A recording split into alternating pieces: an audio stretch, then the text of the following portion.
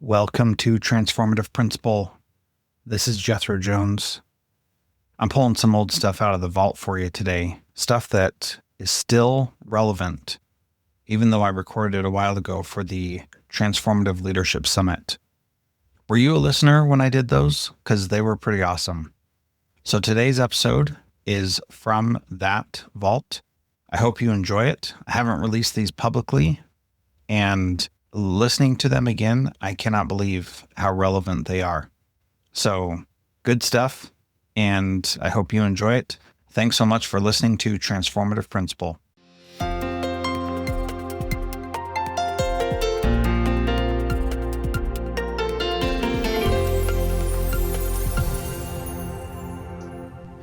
All right. I am so excited to have Brad Gustafson on the Transformative Leadership Summit. This is so exciting. I have long been a fan of Brad. He's the principal of Greenwood Elementary in Wayzata, Minnesota, and is an awesome guy, and also the co-author of the Personalized PD book, Flipping Your Professional Development, and the host of, I think, 7 or 8 podcasts at this point. I can't keep track, but the latest one is the Unearthed podcast, which is a great podcast where they go a little bit deeper, put some stakes in the ground, that he co-hosts with Ben Gelpin. So really great stuff. And Brad, thank you so much for being a part of the summit. Hey, my pleasure. We try to do all those podcasts, Jethro, and we add up all our mini audience sizes just to catch up to your transformative principal audience. So that's the method behind the madness. Yeah, good one. I'm pretty sure that's not the case. I am in awe of your prowess all the time. Oh, yeah. So we're going to talk today about innovation and how to be an innovative leader in your school. And one of the things that we see with principals is that oftentimes they have great ideas of how they can change education, and for whatever reason, they're not doing it or are afraid to do it or not sure how to do it. And Brad is really a leader in figuring out how to push against the status quo and get things to actually happen. So, Brad, talk a little bit about innovation and how to get that going in the place wherever you are, regardless of circumstances. Sure. I think the biggest thing, Jethro, is to identify the why. So if a principal or teacher leader or superintendent doesn't have their why down and they're not on solid ground there, I really don't think the how matters, or at least it won't be sustainable, or it won't pass the sniff test. So I'll talk a little bit about my why, and then your why might be different than my why, and that's okay as long as you're passionate about it and it fits your school context. But my why is we really want kids to be running to our school and be really excited to learn in a relevant, connected manner, okay? Because personally, we don't think there should be a huge disconnect between the outside world and innovative tools and communication opportunities that kids have available to them outside of school. The school, as George Curl says, shouldn't it be leading the way? If we truly are learning institutions, shouldn't we be kind of a lighthouse for innovation instead of what I've noticed happens in education is we might adapt something that has been in existence 5 or 10 years in other sectors, and then we kind of call it innovative in education. And it just seems completely backwards. So my why, and that's the reason why I feel comfortable talking about the how, which we'll get to. The why is that we want kids to have a really relevant, connected education. They should love school, and it really should prepare them not only to thrive today and do really neat things and make a difference, but it should set them up for success and to be really whatever they want to be and to invent whatever they want to invent down the road. So in a nutshell, that's my why. Why do you care about it?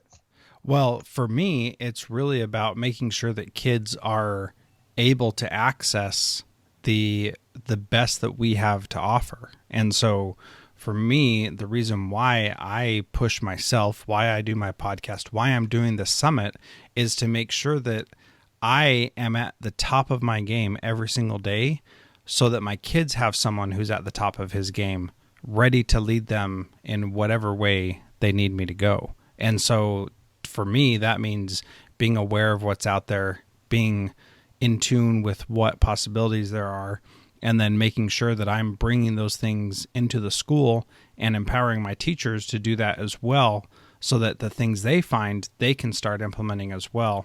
And it's not just me being the only one who's driving that, So how do we determine our why if we can't speak about it clearly yet? What are your ideas for that? I think just articulating what's really important to you, what drives you, and for some people, racial equity might be a motivating driving force, and I would argue it should be for all of us. For some people, it might be helping all kids to read, and I would argue that that's really important. And for some, it might be thinking mathematically, and for others, it might be the arts. But I think to be a relevant, innovative educator, we really have to focus on what our kids need in this digitally connected age. I think it's all of those things. Here's kind of something that I've said for a couple of years now. If we limit student opportunity based on what we refuse to learn, we're selling our kids short. So I know people who are amazing literacy leaders, and I learn from them, and that's super important. But if they just hang their hat on that at the expense of just technology, for example, teaching kids digital leadership, that's not enough. We have to give kids both. So I'm going to argue today and hopefully develop some actionable steps along with you on how to give kids both. So we'll use the word "and" a lot. It shouldn't be best practice or innovation. I think it should be best practice and innovation. Yeah, absolutely. And by the same token, we can't be all about digital leadership and leave literacy behind, because literacy is still important, and we need to find a way to combine all of those together. So it very much is an and. So let's talk a little bit about some of those action steps to get people to that point of being innovative. Now, one of the concerns before we even get there is, if it's not research-based, then we shouldn't be doing it in schools. And how do you answer that question of we should only be doing things that are research-based? And that really, I think, turns off the faucet of innovation. If you're only doing things that other people have tried, if you're not willing to try something new, then, how are you ever going to be innovative? Right. So a lot of the research that is popularly, I'm making up words here. How's that for innovative? Super innovative. A lot of the research that's cited, Jethro, was conducted in a different time. Okay. And it served our kids well and our schools well for a really long time. And parts of it, tenets are probably still true, but we are in a completely different world than we were a decade ago. And certainly there is new and emerging research to support a lot of what we're going to talk about today. So one of the things, I just completed a dissertation a year or two ago, and it was on innovative professional development in a nutshell. And one of the key findings was connected leadership fuels innovation on a campus. So I would argue, there is research for a connected pedagogy, and certainly other people are going to have to build upon that, because to have a good research study, you want to have some focus. And I did. I know Kathy Melton has done research on this. Tony Sinanis has done research on this. So for someone to say there's no research to justify the inclusion of social media in the educational landscape, I would say, well, I think there is research, because I've done some, and so have some of my friends. So the other part of that is doing action research ourselves, which is an appropriate way for us as educators to implement a new strategy in our school or classroom, and then see what the effect is and see if that was a worthwhile endeavor or not. And a lot of people think that that is not acceptable for just a normal teacher to do, but the reality is we all know it is, and we all do it every single day. So how do we start being innovative in our schools when there might be some pushback or resistance from the status quo? Well, I would argue that if we are being innovative, there should be pushback, right? If it's smooth sailing and no one has questions, we're probably not stretching ourselves or doing what our kids really need us to be doing. Part of me would ask, Jethro, before we get to the how, and I know you're really driving to that, but I would ask, how is it working just sticking with decades old research and ignoring some of the modern day advances in communication and technology? I've seen kids, and these are children of principals, I've seen some of their high school Twitter accounts, and I guarantee you it will cost some of these kids jobs by what they're posting. And I would ask, how's that working for us as school leaders? Are we okay with that? I'm not okay with that. I want my kids to just be enveloped by caring adults, not only at our home, but in their school, who teach and lead with a relevant, connected pedagogy, because that's how they're going to learn starting in kindergarten what's okay, how to show kindness face to face, and then broader beyond in a global sense. So I think that with some of the kids who are sharing how they're sharing online now in high school, had they been in our school as a kindergartner and gone up through the system, and in your school, I'm assuming, I think they would have been in a much better spot. So it's never too late to get it right, and that's what we're trying to do right now. So now you're asking me the real question here. I get a little bit passionate about this stuff. Yeah. Well, and the follow-up question I have to that statement, though, is what if I don't know how to use these tools and I'm not connected and I don't really want to be connected because I'm so afraid of it? How do I get connected when I've got all those fears pushing me away from it? Yep. So one of the things, again, I think it probably goes back to the why. So what are your core principles as a leader? And I'm guessing you ultimately want kids to be healthy, to be safe, and to learn and achieve at a really high level.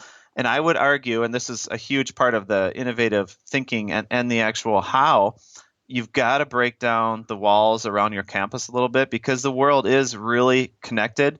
And even if you don't know how to do it, you've got to take the first step. You've got to ask questions, because our kids can learn and be more innovative and get more done if we get out of their way, really, if we connect them to other people. So how do you do that? I mean, just by tuning into you, I guarantee if someone tweeted you or called or voxed you with a question, you would help walk them through that. I would do the same thing. Part of me, Jethro, and let me know what you think about this, it almost is an excuse in this day and age to say, I don't know how to connect, because we can ask. There are, whether you're Googling, I mean, you don't even have to talk to a person. You can say, how do I get connected as an educator? And I guarantee you're going to get results. The question I would have is the will there? How serious are you about this? Absolutely. And you talked about core principles, and if you go back and listen in the earlier guest on the summit is Mary McMahon, who talks about how to establish your core principles, your core values as a principal, and how to use those to guide the decision making in your school. So if you sign up for the All Access Pass and you can get back and watch that again, that would be very worth it, because that helps define this why that we're talking about right now. And if some of your core values are to be a role model for your students and to be a good example for them, then it's incumbent on you to get connected and show them how to interact in that space in an appropriate way. And what Brad said is absolutely right. If you reach out to me, I will definitely help you, because I get excited about helping people join in on these things that we're doing. So it's very powerful. Are we ready to get to the how now, Brad? Let's do it. Okay. Let me fasten my seatbelt. Okay, I'm good. Okay, good. Now you're fastened in. How do we become innovative? It seems really hard. Yep. This will sound really simple, but it just proves that anyone can do it. We just need to really focus in on the needs of the learner. Okay. And now I'm going to defluff that. All right. So if it's relevant to kids outside of school, be innovative and have it be relevant inside of school. One way, and this sounds like cliche, I'm going to say it and then we'll dissect it a little bit, but amplifying student voice, giving kids ownership over their learning. When they're playing at home and exploring and being curious, they're doing a lot of learning, and we need to recognize that. What if school looked more like that? I think kids could learn at a really high level, whether it's a STEM task, engineering, makerspace stuff, doesn't matter. But if we're focused in on their interests and passions, and to some extent following their lead, and again, getting out of their way, that's innovative. Sadly enough, that's innovative. It's a completely different paradigm that's student-centric. And you can still do that teaching the standards, but we're just removing barriers to our own thinking and to what we're offering kids. So for example, instead of giving them one of these as an assignment, what if we had the learning target and the standard, and then offered, how do you want to show your learning? Who do you want to connect with? Who do you want to learn from to get there? Then kids can come up with, whether it's a campaign, a blog, a podcast like this. I mean, kids can and should be doing this type of stuff. We just need to follow their passions. Our kids have it in them. They have the answer to this. We just need to get over our own expertness. Yeah, and that's key. Get over our own expertness. I like that. But is that scalable, Brad? If every kid out there is going out and asking everybody else, is that a scalable model? Because how can I keep track of all that as a teacher, or let alone as a principal, for my teachers doing personalized PD for themselves? Yep.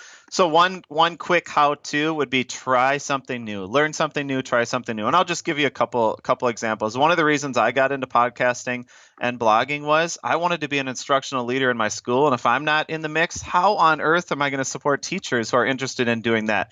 Or teachers who are interested in having our kids do that, which is the ultimate goal. So by me starting one thing new, it helped me become much more knowledgeable in podcasting. Was one of the first things I got into, so I could support our kids. And now I'm not saying it's because of me, but I'm at least able to support it. It's rampant throughout our campus. Kids are doing amazing things in podcasting, and I can actually help problem solve and push the thinking deeper instead of trying to shy away or pretend that I know something about podcasting when I don't. The reality is I do, because I committed to it. So just by trying one thing different.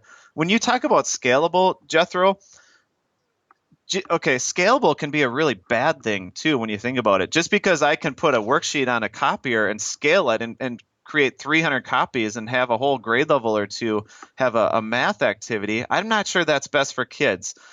So what is scalable? Our building relationships, that's really scalable. Okay, we do it. Teachers are amazing at this, so gifted.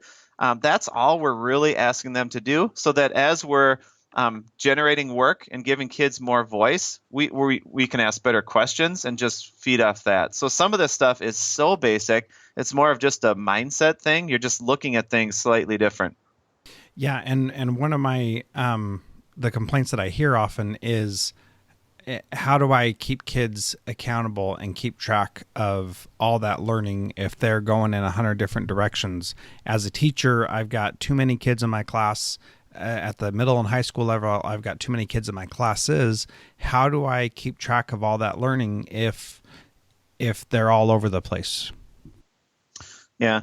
So it reminds me of just classic differentiation. You don't have to have it be, 5,000 different directions, 26 kids all having 50 billion open-ended choices. You could just give them a few choices, but just don't limit them within the walls of your school. So for example, you could, as a product, so this is again differentiation, have them, you could create a collaborative podcast with someone in our class, school, or outside our walls. And that'd be one way to break down a mathematical concept instead of doing 30 problems on a worksheet. And I'm not trying to pick on worksheets, but I am trying to give people how to. Okay, if we can live off this for a little bit, the innovation will really start to flow.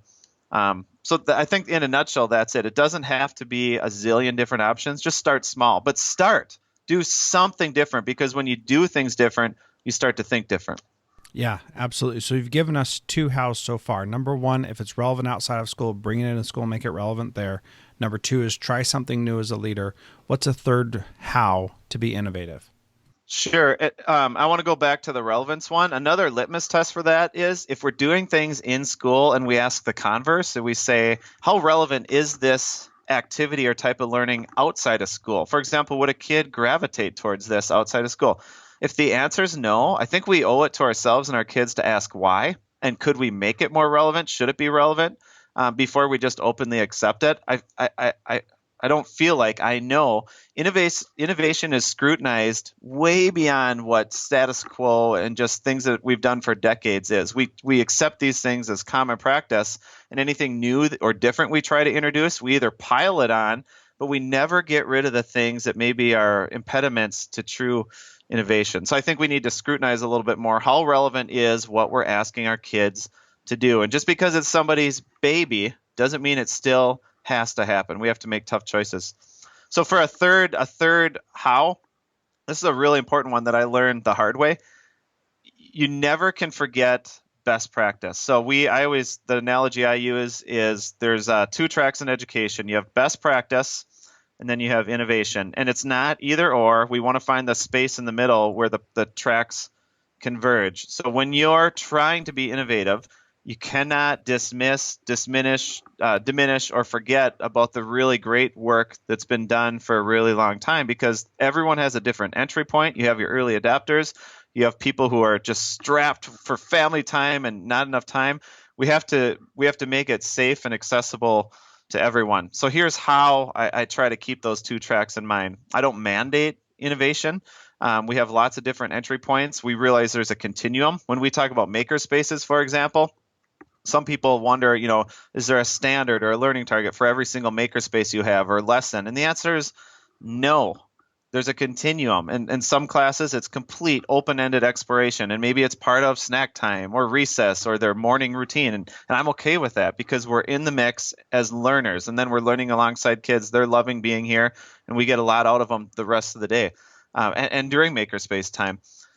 For others, there are these challenge cards. And that's kind of middle of the road. It's guided inquiry, facilitated. For others, it's really standards-based. So not mandating innovation, modeling it instead of mandating it is probably my third how. So you've given some really good ideas here. When you talk about not mandating innovation, recognizing a continuum, how do you find that right balance for different people? What kind of conversations need to happen for people to feel safe to start venturing out so that you're pushing people to their, I don't want to say pushing people to their limits, but pushing them a little bit outside their comfort zone so they're stretching, but not so much that you're, putting a great tax on them. Yep. It's a little like passion-based leadership. So I would try to get to know a teacher and what he or she is really passionate about. So as I become aware of things that might support their passion, they're naturally going to be more inclined to try it out because it was a custom fit for them. Instead of telling everyone, you know what, we are a Genius Hour school. Everyone's doing Genius Hour 20% time, or we're a makerspace school. Now, do we have those things? Yes. Are they more used by some teachers and grade levels than others? Yes. And I think I'm okay with that because everyone is very passionate about making a difference for kids. It just looks differently for each person. The thing that we can never underestimate is the importance of modeling. So instead of me trying to delegate innovation or this way of thinking, I do it all the time. Okay, so I really care about best practice and learning at a high level. And I care about innovation and giving our kids opportunities that we might not be aware of, whether that's them creating with a 3D printer and me just learning just having the things here that support our why. So it's not necessarily about having the 3D printer, but it's about having opportunities for our kids that support their why. And then me learning with them. Sometimes I'll just go into a class or I'll talk to a teacher ahead of time and say, we have this opportunity here. Any interest in co-teaching or team teaching or doing something together? And then we'll do that. Or sometimes I work with small groups of kids and do podcasting or like what doesn't matter. Lego drones. I'm looking over at my table, like 3D printing pens. It doesn't matter. Here's a principle, or I suppose any educator has a kid that they're trying to reach that struggles, whether it's behaviorally, tough life at home, doesn't matter. Traditionally, we might have conversations with them. We might play a board game.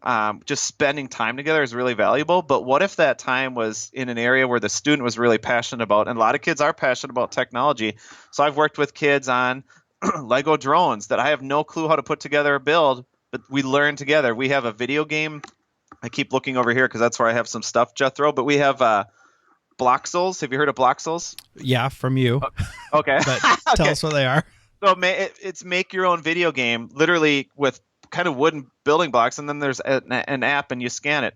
None of these things are things that I know how to do, and that's not even the point. I know how to learn. I know how to relate to kids. I know how to talk to them. So sometimes we'll sit down together, and sometimes it's a series of weeks or months, and we develop such a close relationship. I'm learning. I'm modeling innovation. We're able to deploy these things. They've been field tested in a sense because teachers are seeing the difference that those little things have made for their kids. So I think as principals, if we see ourselves as part of the effort instead of leading or mandating the effort, it completely changes the vibe and people's stance on innovation. Like he's not going to do this to me.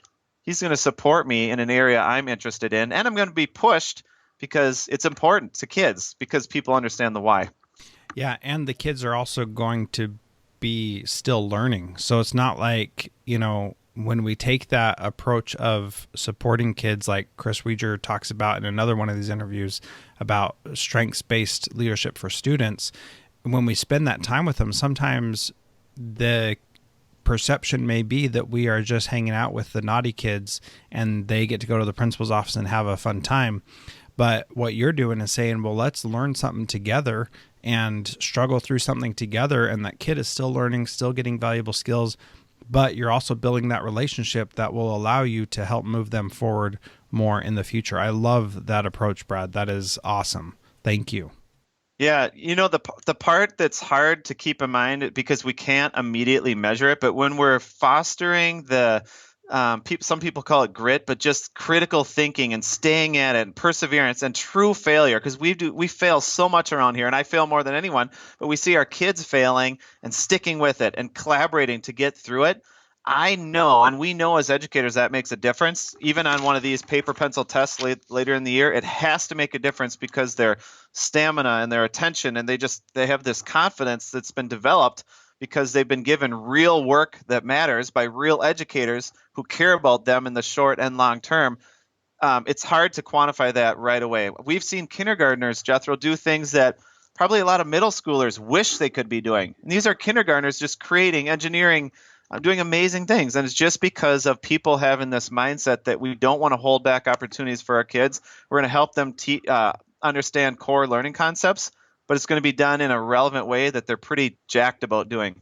Yeah, earlier this year at the Worldwide Developers Conference for Apple, they did the little keynote, and they said the youngest person that was in attendance at that developers conference was 9 years old.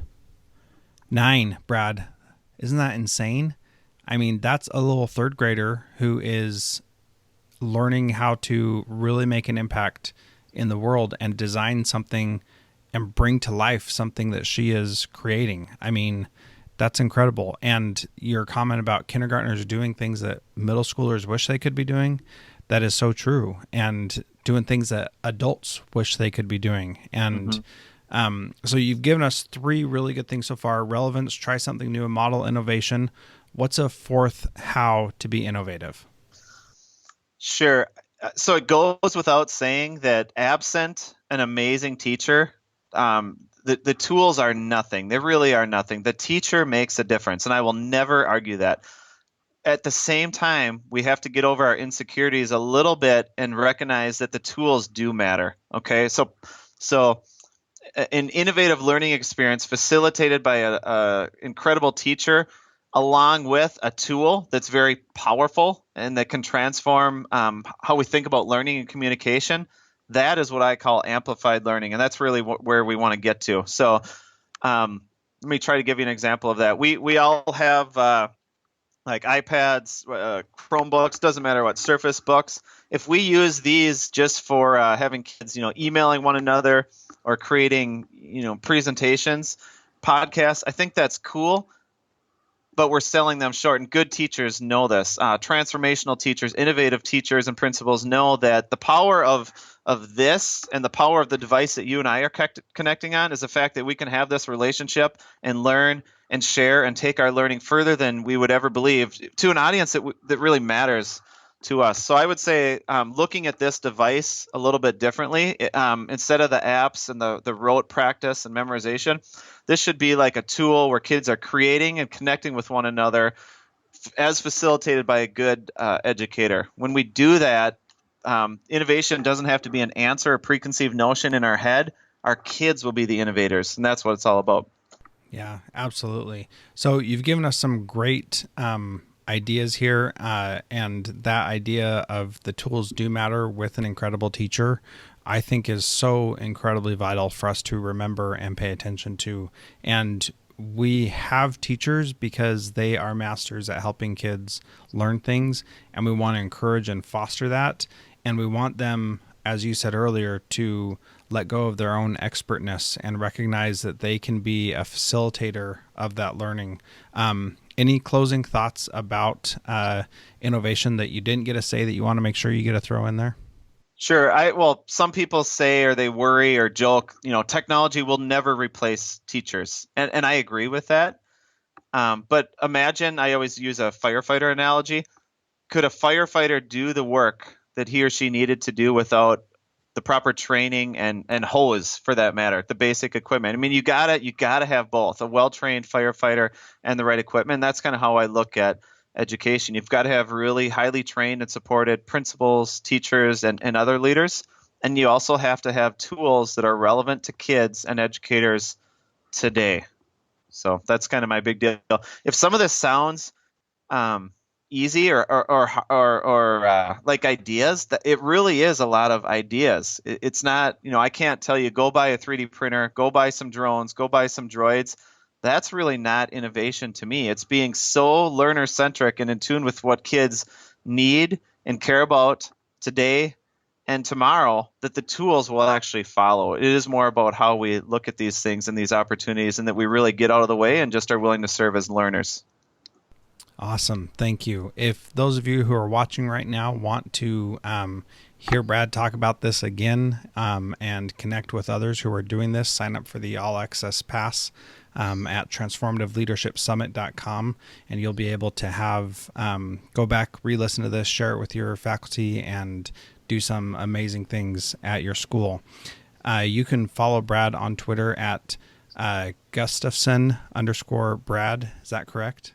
A great pronunciation too. Thank you. Thank you. I try to do you honor there. So, Brad, thank you so much, and it's been an honor talking to you as always. Thanks, Jethro.